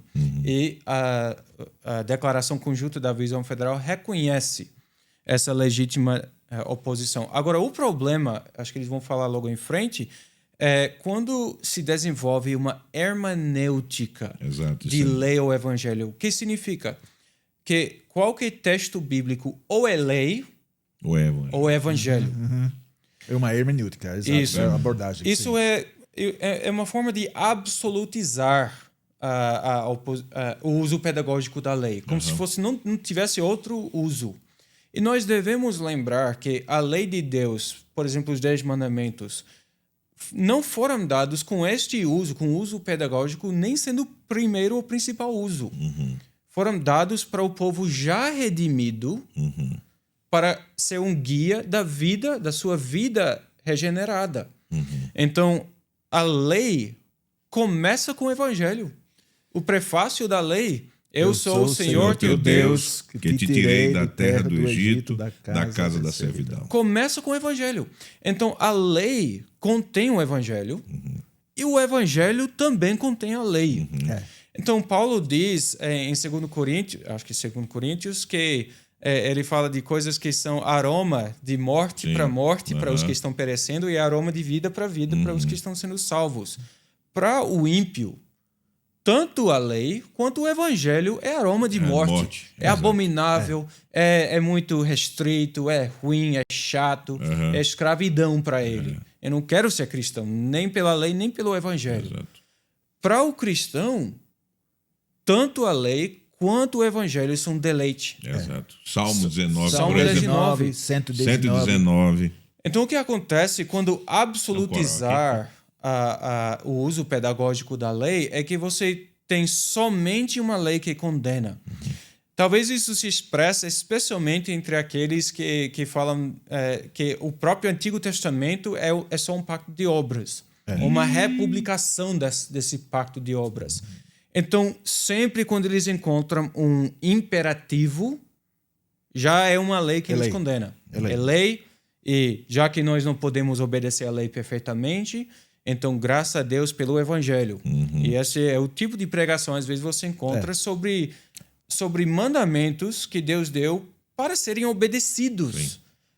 Quando Deus deu os 10 mandamentos a Israel, ele não os deu somente de forma hipotética. Eu vou mostrar este povo quão miseráveis que são, dando uma lei que eu já sei que não conseguem cumprir, somente de forma hipotética. E se fosse o caso, se a lei realmente foi dada primariamente com esse motivo, então o salmista seria hipócrita quando ele diz quão precioso, quão amável, quão deleitoso é a sua lei. Seria hipócrita. Talvez a gente teria que dizer: Davi, você nem conhece sua miséria. Você acha que a lei é deleitosa? Exato. Quando você descobre como é pecador, você vai ver como a lei te condena. Mas Davi sabia disso. Ele sabia que era pecador. E aí, sendo irônico aqui, né, ele sabia tanto quanto Tiago, quando ele vai falar a lei da perfeita liberdade, etc., exato, louvar a lei do Senhor. Paulo, da mesma forma que dizia que amava a lei, Na sua mente, embora tenha o aspecto que nunca foi para justificar. Isso, ninguém aqui está defendendo isso, mas está abordando a situação de que é para nós vivermos a lei. Por exemplo, quando nós vamos confessar no catecismo sobre o que são boas obras, são aquelas que são feitas conforme a lei de Deus. Em outra parte do catecismo, a gente vai dizer que nesta vida nós já começamos a viver conforme a lei de Conforme Deus. a lei, sim. Conforme todos os mandamentos. Todos os mandamentos, não só alguns, mas todos os mandamentos de Deus. Não podemos obedecer Sim. se não Exato. regenerados pelo Espírito de Deus. Isso. Que significa que as pessoas que têm o Que Espírito são Santo, regeneradas. que são regeneradas, então podem É verdade. É fazer verdade. boas obras. É. Eu sempre prego isso quando eu prego sobre essa ideia do Senhor do Catecismo. Que nós podemos. Paulo, E é encorajamento para o povo de Deus. e novamente indo ao capítulo 6 de Romanos. Quando Paulo, vocês foram ressuscitados para viverem a nova vida. Tem esse novo princípio de vida Novo princípio operando. de vida operando em vocês, o poder do Espírito. Romanos 8, né? Para que os bons princípios da lei sejam cumpridos em nós. Exato. Então, essa é a ideia. E o que acontece quando absolutizar o uso pedagógico, também isso vai em mãos dadas com essa absolutização da depravação.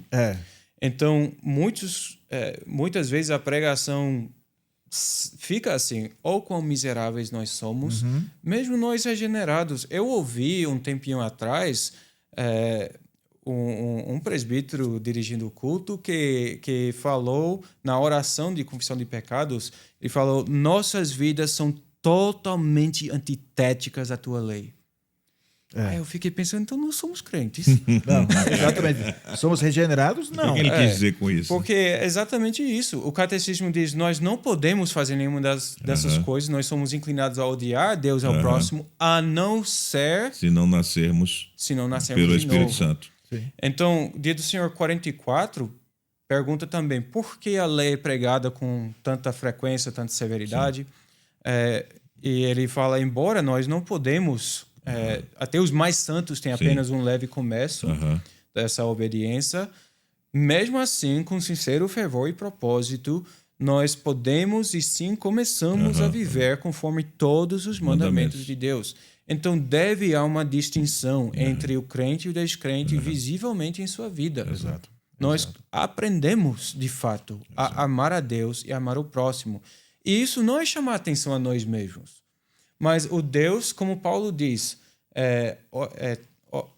trabalhar a vossa desenvolver a vossa salvação com temor e tremor, porque é Deus quem opera entre vós. Tanto querer quanto o efetuar. O efetuar.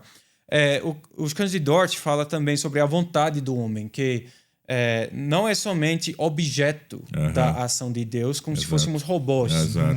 Mas a vontade do homem, uma vez agida por Deus, ela mesma age. Deus, de fato, nos regenera, nos transforma em novas pessoas. Não pessoas perfeitas. É um erro, o perfeccionismo. Nós não somos pessoas perfeitas. Mas somos, de fato, regeneradas, nova criatura. E agora nós estamos vendo também a importância prática disso. Que, de novo, não é uma coisa somente teórica, mas é uma coisa que é tão aplicável, uma doutrina tão aplicável e necessária na vida pastoral, que muitas dessas coisas têm a ver com a vida pastoral e a aplicação para a congregação. A gente estava conversando um tempo atrás sobre a frustração que às vezes temos quando visitamos os membros da igreja e eles aproveitam a doutrina da depravação para efetivamente se desculpar de justificar os seus pecados, de falta de qualquer fruto na sua vida. Aí você visita, aí você como você está liderando sua família? Ah, pastor, com muita fraqueza. Aí, tá bom, eu também sou homem fraco, mas você está fazendo o quê? E termina assim esquivando porque o fato é não estar liderando a família, não está produzindo fruto. E às vezes o calvinismo mal interpretado, o hipercalvinismo, permite que pessoas se justificam parar em não produzir fruto. Porque não, eu sou depravado, sou miserável. Não, você era depravado. Exato. Agora não. Você foi regenerado. Cadê o fruto? Exato. Não, exatamente. Eu só queria, falando sobre lei e evangelho e essa distinção nítida feita entre lei e evangelho, eu quero ler alguns versículos de Lucas, capítulo 3. Ótimo. Sobre o ministério de João Batista. Dizia ele, pois, Lucas 3:7. Dizia ele, pois, às multidões que saíam para serem batizadas: raça de víboras, quem vos induziu a fugir da ira vindoura? Produzi, pois, frutos dignos de arrependimento, e não comeceis a dizer entre vós mesmos: temos por pai Abraão. Nós já citamos, porque eu vos afirmo que dessas pedras Deus pode suscitar filhos a Abraão. Mas ele também diz, ou as pessoas perguntam: que havemos, pois, de fazer? Ele diz: quem tiver 2 túnicas, reparta com quem não tem. E quem tiver comida, faça o mesmo. Os publicanos, mestre. João, por que botou a lei sobre nós de novo? Exato, agora o fardo da lei que ele está dando. Porque ele nos deu o que fazer. Porque João Batista não sabia que não existe fazer. Exato. Apenas crer. Mostrando mais uma vez a nossa inibilidade, nossa pecaminosidade. Mas, então, os publicanos: mestre, que havemos de fazer? Respondeu-lhes: não cobreis mais do que estipulado. Soldados: e nós, que faremos? A ninguém maltrateis, não deis denúncia falsa e contentai-vos com o vosso soldo. Agora, versículo 18. Assim, pois, com muitas outras exortações, anunciava o evangelho ao povo. Então, traçaram uma linha muito tão bom, nítida entre o evangelho e a lei. Muito bom. É uma coisa que a Bíblia não faz.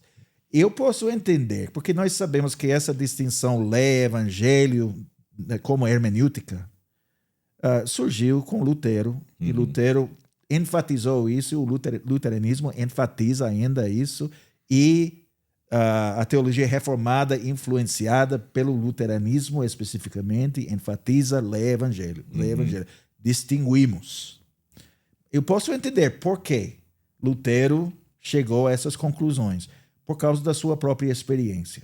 O que ele experimentou ao longo da sua vida, as tentativas de agradar a Deus por meio das suas obras meritórias, que ele queria agradar a Deus por meio disso, mas ele sempre sentiu o julgamento de Deus, a ira de Deus, a justiça de Deus. E ele entendeu a lei como uma coisa que só condena, e condena, e condena. Não dá para entender um pouco de onde surge essa ideia. Mas, infelizmente, ou felizmente, de fato, essa ideia de Lutero sobre essa distinção entre lei e evangelho não está certo. E o próprio Calvino restaurou também o uso, esqueço o nome, não é o pedagógico, mas como guia para a vida cristã, este uso da lei. Até que você vê isso até na liturgia de Calvino, que os 10 mandamentos são colocados, como nós fazemos em nossa igreja também, os 10 mandamentos, nós não fazemos em nossas igrejas atualmente, mas na igreja de Calvino, os 10 mandamentos foram colocados no final, como resposta de gratidão. Sim. São ordens de marcha agora. Isso. O catecismo consegue fazer as duas coisas, porque ele bota a lei em sua forma resumida, com os 2 grandes mandamentos no início. Nossos pecados e miséria. Os 10 mandamentos mais detalhados no final. Porque a lei tem esses 2 usos legítimos. Certo. Eu queria perguntar, pastor Jim, que você pregou recentemente a carta a Gálatas. E nessa carta, de fato, Paulo fala sobre... Ele parece criar um contraste entre a lei e a fé. A fé é colocada em oposição com as obras da lei. E talvez isso também fortalece essa ideia de que a lei serve para condenar. Ele diz, em algum lugar, ele diz a lei não é da fé. Né?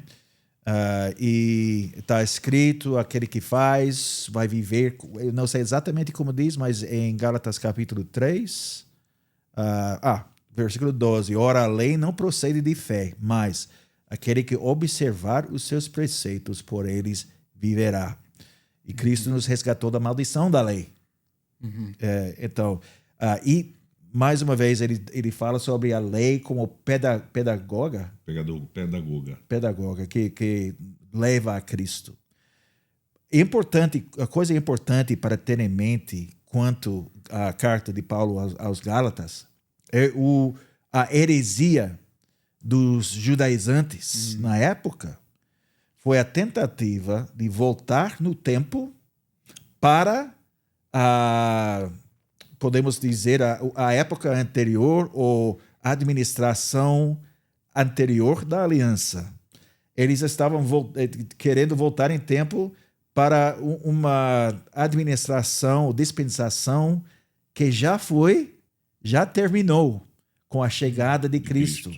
Então, eles agora estavam se colocando debaixo da lei quando a lei já serviu sua proposta, com a chegada da fé, que ele diz. Agora a fé chegou. O que significa isso? Que Cristo, o objeto da fé, chegou. E agora vocês estão se colocando debaixo da lei que serviu a sua boa proposta, servindo como pedagoga, levando Israel a Cristo. E essa imagem da pedagoga é aplicável nesse sentido. Tudo tem a ver com a história da redenção e a mudança, o progresso, a novidade da nova aliança. E o que Paulo está dizendo é: não volte para trás. É a mesma coisa que o autor de Hebreus diz, a mesma coisa. Exato. Não volte para trás, porque a época é diferente agora. Agora não é o templo em Jerusalém, e o autor de Hebreus usa tabernáculo mais para falar sobre, mais enfatizar que foi uma coisa bem mais anterior. Sim, exato. E também uma coisa transitória, exato. Então é a mesma coisa. É muito importante, ao ler Gálatas, ver e entender a história da redenção e o progresso e a mudança. E são essas coisas que Paulo está... Ele não está dizendo a lei só condena.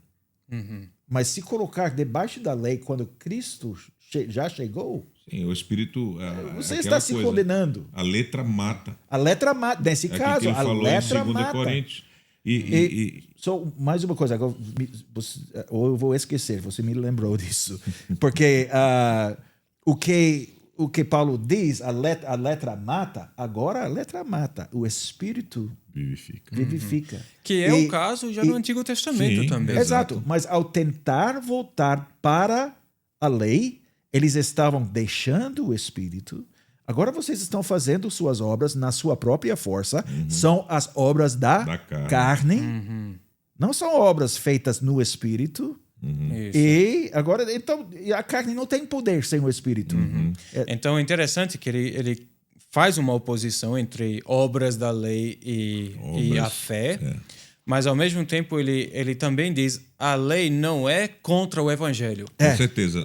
Na carta então, de Gálatas, ele vai chegar nesse ponto. Ele está tratando um abuso da lei de Deus, essa ideia dos fariseus de usar a lei como meio de salvação. Ele diz, nesse caso, quem vive... quem vive será salvo por eles, ou coisa assim. Sim, aquele que... Eu sempre lembro os versículos em inglês e eu tenho que traduzir na mente. Mas a ideia é, se você quer viver pela lei, boa sorte. É loucura, simplesmente. Porque ele já, no capítulo 3, logo no início, ele já vai falar, vocês são insensatos, Eles começaram no espírito, vão terminar agora na carne. E aí ele vai embasar toda a situação, dizer assim, é loucura, vocês estão... Antes mesmo, Gálatas 2, ele vai contar aquele atrito com Pedro, e vai mostrar aqui, olha, nós sabemos que quem vai pegar esse caminho aí vai ser condenado, vai negar Cristo, vai anular Cristo. Exatamente. Então, ele não está pegando a lei, dizendo ela não serve mais para nós, de modo algum. Agora, o mau uso que estava sendo feito pelos judaizantes e estava levando a igreja ao risco de apostasia. A palavra é essa. Sim. Então, ele diz, Gálatas 3:21, é porventura a lei contrária às promessas de Deus? De modo nenhum. A lei confirma. Porque se fosse promulgada uma lei que pudesse dar vida, a justiça, na verdade, seria procedente da lei. Verdade. Mas ele nega isso. A lei não foi dada com esse propósito. Então, isso é um grande perigo de absolutizar esse uso pedagógico da lei, é que você vai dizer tudo era hipotético, Deus deu a lei só para mostrar a nossa incapacidade. Você termina caindo nos erros do erro dos judaizantes. Então, Paulo rejeita completamente essa ideia desse tipo de uso da lei. A lei não foi dada para isso. E o salmista Davi poderia se regozijar na lei justamente porque ele obedeceu à lei pela fé. Amém. A lei tem que ser obedecida pela fé. Exato. Não tem outra forma de obedecer. E Davi não obedeceu perfeitamente. Mas é interessante que no Antigo e no Novo Testamento, muitas vezes Deus chama indivíduos de pessoas justas. Noé, chamado homem justo. Davi é homem segundo o coração de Deus, e a gente sabe dos muitos pecados de Davi. No Novo Testamento, até também, os pais de João Batista são chamados de pessoas justas, retas, íntegras. José. Jó. Então, muitas pessoas... Então, a gente poderia, talvez, entrar em conflito com um conflito aparente com que Paulo diz que não há justo, nem sequer. Então, você pega isso e absolutizar... de fato, não há nenhum justo em si mesmo, em suas próprias obras. Diante de Deus, não. Então, por isso que não dá para usar a lei como forma de salvação, de sua própria justiça. Não dá certo. Isso que Paulo enfatiza em Gálatas. Não há nenhum justo. Mas há justos. Sim, claro. Que obedecem à lei. Claro. Porque obedecem pela fé. Exato. E essa é a linguagem bíblica. Isso aí a gente... isso se... Pena que a gente está chegando no final já estourou o tempo praticamente. Mas isso a gente sente no Brasil, porque a gente está aprendendo essa questão dos 5 pontos calvinismo, eleição incondicional, etc. Tal, e é muito confuso para nós no início de aprender o evangelho, apelidado de fé reformada, coisa do tipo, esse surgimento das palavras de justo. O salmista cantando os salmos, Senhor, veja a minha justiça, veja que eu sou justo. Como é que é isso?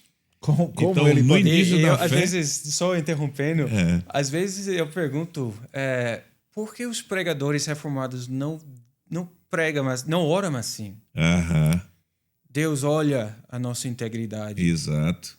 É bíblico. Exato. Agora, tem que ter cuidado, claro, para não dar a falsa impressão que nós somos perfeitos em nós.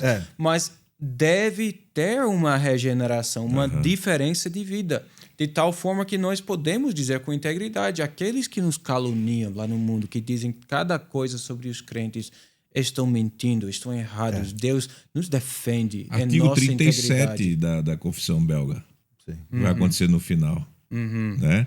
Agora, a conversa está muito boa, nossa conversa teológica é muito boa, mas tem um tempo e a gente tem que parar por aqui. E é o que eu queria fazer. Uma palavra final, nós tivemos 3 episódios, um tema geral, a visão federal, falamos sobre Shepherd, né? Falamos agora sobre a questão da eleição e aliança, a questão da lei e do evangelho. Eu queria deixar para vocês, para essa série de episódios, uma palavra final, palavra de vocês, 1 minuto praticamente. É muito mais, obviamente, e há muito mais que pode ser dito sobre qualquer uma dessas questões. E muito mais sobre a visão federal, como a eleição, aliança, lei, evangelho, sacramentos, todas essas coisas. Eu acho que dizemos no primeiro episódio, nós só podemos tocar a superfície aqui. Mas eu espero que deu alguma informação, boa informação aos internautas, né? Como você disse, as pessoas que estão assistindo, ouvindo, informações, e também ajuda para procurar mais informações sobre essas coisas, e estudar, e olhar, e ouvir os dois lados, ou mais lados do que 2 lados, não somente 2 lados, há várias opiniões sobre todas essas coisas. Mas dar algum tempo, e se tem interesse nessas coisas, estudar, porque há recursos disponíveis para pessoas que têm interesse. Mas o último ponto que eu quero enfatizar é a importância dessas coisas, que eu mencionei algumas vezes, nós mencionamos algumas vezes, a importância pastoral de todas essas questões, que eu acho que é central. E por isso aconteceu aquela primeira conferência, a Visão Federal, em 2002. Eles queriam aplicar as verdades, as realidades da aliança à vida cristã. É exatamente o que nós queremos fazer como pastores. Nós temos as riquezas da nossa herança reformada e temos que usar, porque são uma bênção, de fato. A gente mencionou várias vezes a importância de ser correto em descrever as opiniões de outros. Então, quero encorajar os que são críticos da visão federal a praticar isso. Resume a opinião dos outros de uma forma que ele mesmo concorda. E aos leitores, aos interessados também, quando você pega um livro e você quer ler sobre a visão federal, pergunta a si mesmo, será que eles mesmos se expressariam dessa forma? Será que essa descrição representa o que eles realmente estão dizendo? E especialmente a de fontes. Volta para a declaração conjunta e compara. Se alguém está dizendo, visão federal rejeita categoricamente, eu vi isso, uma denúncia eclesiástica, que foi feita 3 anos depois da publicação desse documento. Eles tinham em mãos, usaram em alguns aspectos, mas mesmo assim disseram, visão federal rejeita categoricamente qualquer distinção entre igreja visível e invisível. Está errado, é calúnia. Isso é uma palavra pesada, mas é calúnia. É falso testemunho. Então, leia a declaração conjunta, pega as obras de Rich Lusk, ele tem um catecismo publicado pelo Monergismo, é muito bom, eu acho. Pega, compara, vê se o que ele está dizendo é bíblico, é coerente, e pratique a caridade. A hermenêutica de suspeição é terrível. Você já diz assim, eu sei que são hereges, eu só tenho que descobrir como. Exato. Tem que achar primeiro a heresia dele. Não faça isso, lê com caridade. Eu quero crer o melhor. E pode ser que eles erraram. Eu acho algumas afirmações que Shepard fez ao longo de muitos anos de ministério não foram colocadas da melhor forma. Posso dizer a mesma coisa de outros defensores da visão federal associados, e eles mesmos discordam uns com os outros. Então, pratica a caridade. E só uma palavra final, evite, por favor, qualquer culpa por associação. Então, o fulano ali é visionista federal, porque ele foi associado, ou ele falou na conferência, ou de outra forma se tornou associado. Não quer dizer que ele concorda com tudo que cada outra pessoa disse ou crê. Então, sempre devemos olhar aquela pessoa, os seus escritos, o que ele escreveu, está correto, está incorreto, e trabalhar de uma forma bíblica e confessional. Exato. Ótimo. Agradecemos a sua audiência, você como internauta que nos acompanhou nesses 3 episódios. Se você começou com esse episódio 3º, tem mais 2. Então vá no YouTube, procure-nos lá. Foi um prazer ter vocês e estar com vocês no Conversa Teológica. Agradeço muito e que Deus continue a nos abençoar na verdade e nos guiar em toda a verdade. Amém. Esse é o nosso alvo. Que Deus abençoe todos vocês e vão em paz.